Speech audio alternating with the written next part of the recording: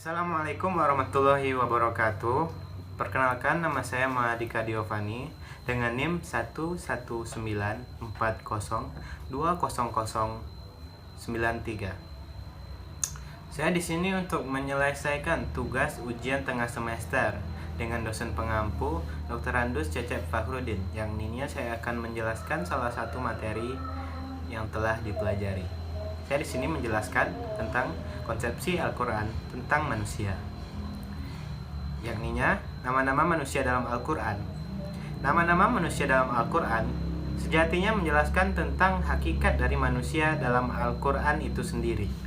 Penjelasan tentang manusia dalam Al-Quran dapat menjawab pertanyaan tentang apa itu manusia dan siapa itu manusia. Al-Quran menyebutkan beberapa istilah tentang manusia dengan contoh yakninya Al-Bashar, Al-Insan, Bani Adam, An-Nas, dan Al-Bariyah. Dari beberapa nama tersebut, masing-masing mempunyai maksud dan makna tersendiri di dalam penyebutannya. Yang pertama, yakninya mengenai Al-Bashar. Ada salah satu ayat yakninya surat Al-Kahfi 110 yang terdapat kata Al-Bashar dalamnya yang berbunyi A'udzubillahi minasyaitonirrajim. Bismillahirrahmanirrahim.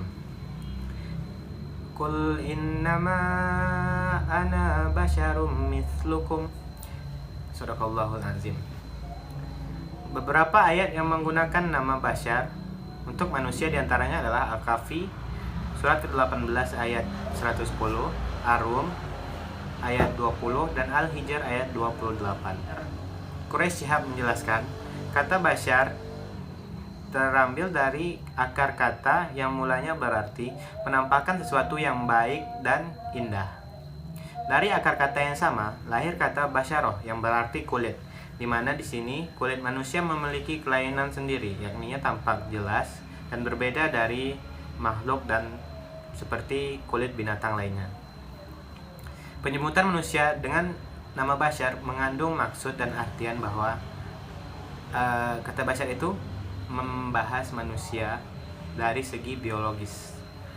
Dalam potongan ayat di atas yang saya bacakan tadi, menyatakan bahwa Rasulullah juga manusia seperti kita. Dia memiliki sifat biologis seperti manusia pada umumnya.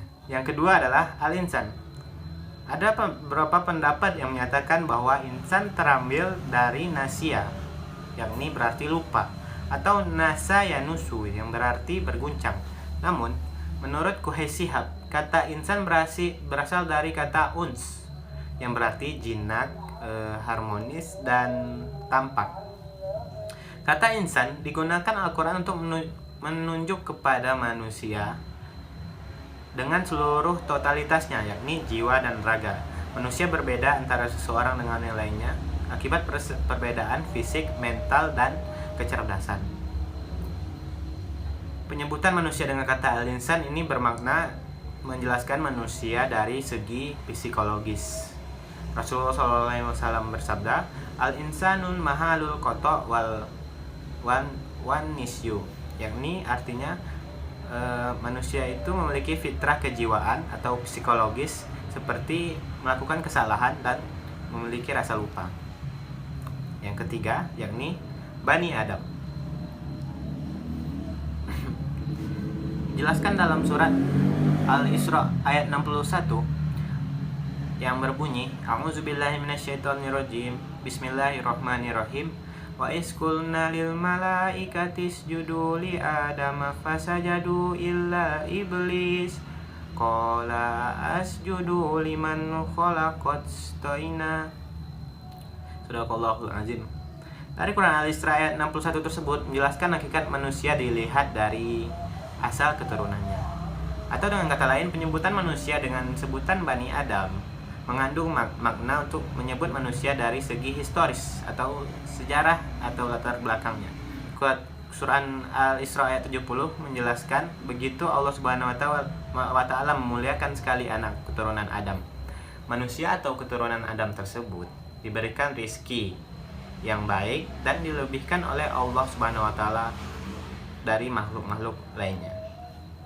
Yang keempat, yakninya An-Nas. Terdapat dalam surat An-Nas dalam Al-Quran, yakni A'udzubillahi minasyaitonirrajim. Bismillahirrahmanirrahim. Qul a'udzu birabbin nas, malikin nas, ilahin nas, min syarril waswasil khannas, allazi yuwaswisu fi sudurin nas, minal jinnati wan nas. Sadaqallahul azim. Ayat Al-Quran yang menggunakan kata An-Nas menjelaskan hakikat manusia dari segi permasalahannya, dari segi permasalahan di hidupnya. Muhammad Abduh mengatakan, permasalahan hidup tersebut adalah rasa was-was, atau kata was-was berarti berasal dari kata al-waswasah, yakni suara yang lirih, yang tersembunyi. Yang dimaksud dengan was-was di sini adalah sesuatu atau seseorang yang membisikkan kata-kata jahat ke dalam jiwa manusia. Penyebutan manusia dengan nama Anas mengandung maksud, yakni menyebutkan manusia dari segi sosiologis, yakninya hubungan muamalah. Dan yang terakhir, yang kelima adalah Al-Bariyah. Seperti terdapat dalam surat Al-Bayyinah ayat 6 dan 7, yakni Syarul Bariyah dan Khairul Bariyah.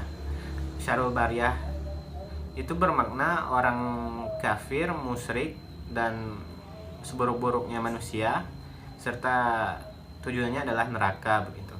Dan yang kedua adalah Khairul Bariyah, yakninya orang-orang yang beriman dan beramal soleh, yakni sebaik-baiknya manusia, dan tujuannya adalah surga. Syarul Bariyah dan Khairul Bariyah merupakan sebuah status bagi manusia yang akan didapatkan dari hasil perbuatannya selama hidup di dunia. Jika manusia tunduk dan patuh atas perintah Allah Subhanahu wa taala, maka akan mendapatkan status sebagai sebaik-baiknya makhluk yang ditempatkan dalam surga Aden. Begitu pula sebaliknya. Pada konteks ini berlaku konsep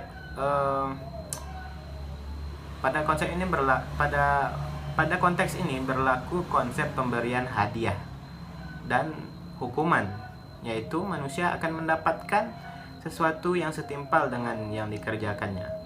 Penyebutan manusia dengan nama Al-Bariyah merupakan dimensi futuristik, yakni untuk kedepannya, masa depan, yakni akhirat, yang penentuannya status manusia status manusia pada masa depannya kelak.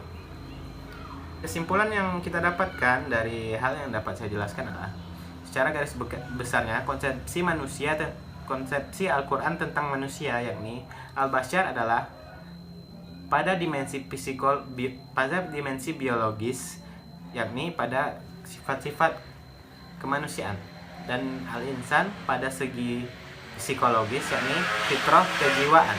Dan ketiga, Bani Adam pada segi historis, yakni segi sejarah dan latar belakang kehidupan. Yang keempat, An-Nas, yakni dari segi sosiologis, masalah kehidupan sosial. Yang terakhir, Al-Bariyah, segi futuristis, yang membahas tentang status masa depan. Baiklah, mungkin hanya sekian yang dapat saya sampaikan. Mohon maaf atas segala kesalahan. Lebih dan kurang saya sudahi. Assalamualaikum warahmatullahi wabarakatuh.